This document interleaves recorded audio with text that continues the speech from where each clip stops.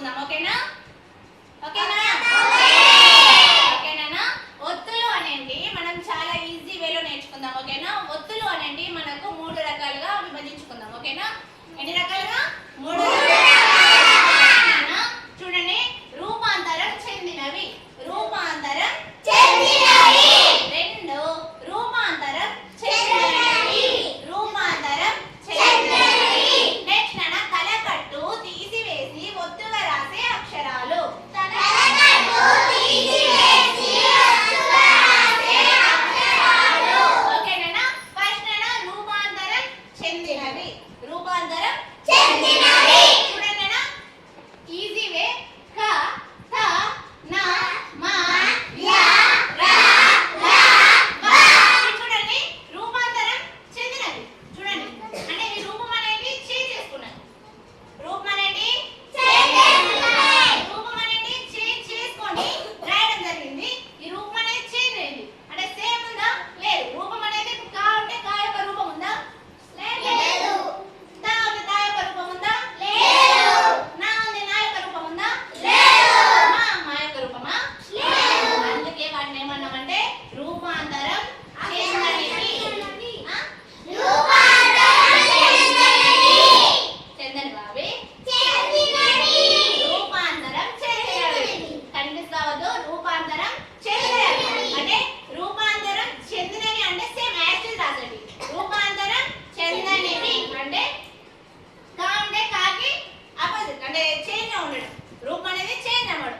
అందువల్ల వీటిని క త న మ య ర ల వ ఒక ఒత్తులు అనేవి మనకు డిఫరెంట్ గా ఉంటాయి కాబట్టి వాటిని మనం రూపం చేంజ్ అవుతుంది కనుక రూపాంతరం చెందిన ఒత్తులుగా భావిస్తాం. ఓకేనా? నెక్స్ట్ రూపాంతరం చెందనివి. ఇవి రూపాంతరం చెందనివి. రూపాంతరం చెందనివి అంటే నాన్న యాజ్ ఇట్ ఈజ్ తన రూపం ఉంటే తన రూపంలో వచ్చేస్తుంది. ఇప్పుడు ఖ ఉంది.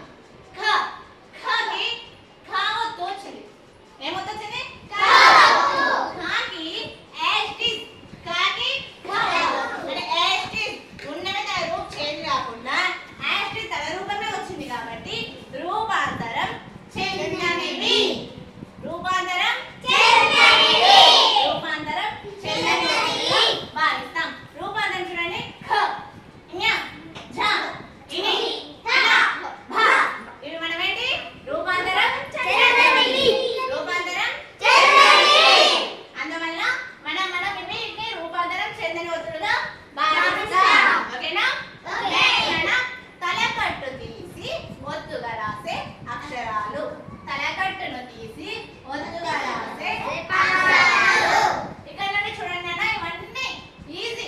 ఓన్లీ ఇవే కొంచెం కష్టపడితే వస్తాయి. మిగిలిన ఇవేమో ఈజీగా రాస్తాం.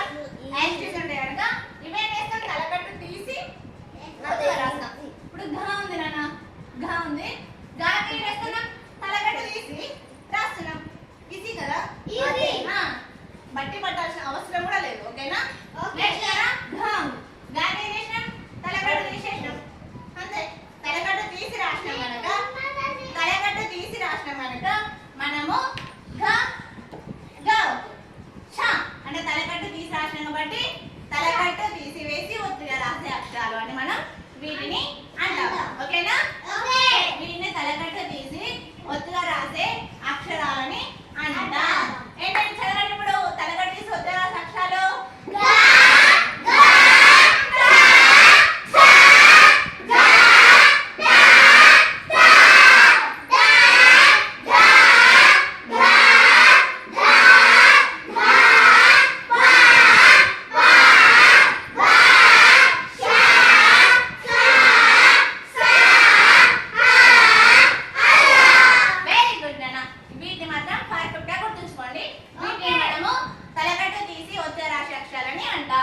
వీటిని మనము సేమ్ యాజ్ ఇట్ ఈజ్ గా ఉన్నాయి కాబట్టి రూపాంతరం చెందిన ఒత్తులు అంటాం.